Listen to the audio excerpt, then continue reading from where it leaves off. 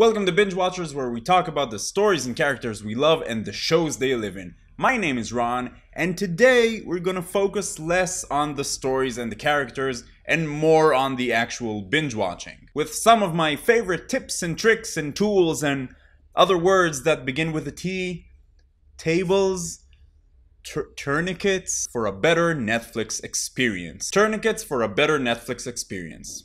That's this video. Let's get to it. 1. Netflix Queue Sorter. This is a useful tool. If you're like me and your My List section just keeps growing and growing every time you see something cool, it gets pretty hard to manage or even remember what's on there. And you don't want to delete some of these things because you do eventually want to watch them. Well, Netflix Queue Sorter is a script that lets you sort your My List section according to pretty much whatever you want. Ratings, titles, genres. It saves me a lot of time when I'm done with one addiction and I'm getting ready to move to another. To install it on Chrome, go to the Netflix Queue Sorter link I've put in the description, right-click on this file right here, netflixqueuesorter.user.js, click Save Link As, and download the file to the folder of your choice.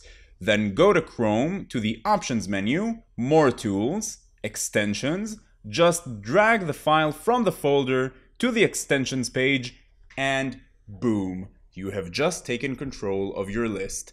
Congratulations. Just make sure that on Netflix, under your account, Order in My List, the order is set to manual and you are set. Now whenever you browse through your list, life is easier. 2. Sometimes you find yourself watching Netflix in a place with bad internet connection. We've all been there, and we had to wait every time that buffering circle went up.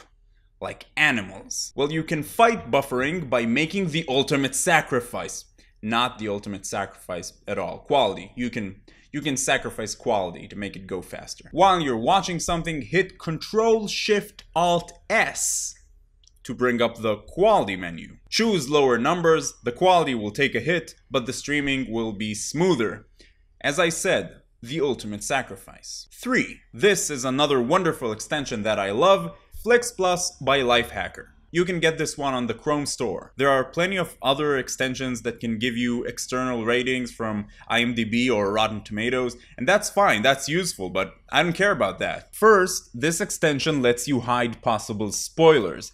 I love Netflix, but they are the worst at descriptions. You'd be looking at the description for the next episode, and it will be something like, "This character is shocked that this character died." What? Netflix? No, not cool. Second, it gives you the option that says that when you click a show or a movie, it goes to its page and doesn't start playing it right away, which I like. And there are also a million other useful things on there. After you've installed the extension, log into Netflix and a little wrench will appear on the address bar. Click it and then options to customize all of your stuff. 4. Do not let the place you live limit your Netflix experience. I live in Israel. Netflix isn't even available here. I personally use Unlocator to trick Netflix into thinking I'm from the US. And sometimes I would use the Hola Chrome extension to switch between regions. Or whenever I want to watch Netflix not on my home network where I have Unlocator configured.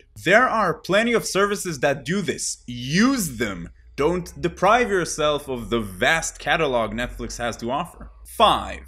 These are just a couple of websites that I like to use. Allflix.com and InstantWatcher.com. They just provide you with more search options than Netflix to find what's popular, what people are watching right now, and stuff like that. Also, there's an app called Upflix that does the same, only when you're in the bathroom. 6. Super bonus tip, use the Binge Watchers YouTube channel to watch reviews and talk to other awesome people about TV. Huh? Sorry, it's just that the channel is kind of growing and I'm excited. Honorable mentions will be going through the taste profile survey to make Netflix scary good at suggesting stuff, and the fact that you can change the font and color and size of subtitles. I think this goes without saying because I'm way too small of a channel to be sponsored by anyone, but I am not sponsored by Netflix or any of these other services I've mentioned. These are just some things that I use and I think that are useful, and I thought I'd share with you because maybe some of you would find it useful. You wonderful binge watchers and TV lovers. Before I wrap this up, I really just want to say thank you because I've been having some really interesting, just amazing discussions with some of you about Bloodline and The Walking Dead and all kinds of TV shows, and it just gets me so excited and happy because this was exactly the reason that I started this channel for. So thank you, and we're gonna have a lot more fun together down the road. My questions for you are, do you use any of the things that I've mentioned? Or do you have any other binge watching techniques to share? If you like this video, please give it a thumbs up, and if you're finding binge watchers for the first time, welcome! We're talking about TV every Monday, Wednesday, and Friday with reviews, tricks, tips, stories, things and stuff, all kind of great stuff. All for you fellow binge watchers and TV lovers. So go ahead and click that big subscribe button to join in on the fun, or check out any of the other videos on the channel. The thing. Yes. I will sit here. Keep binging, and I'll see you next time.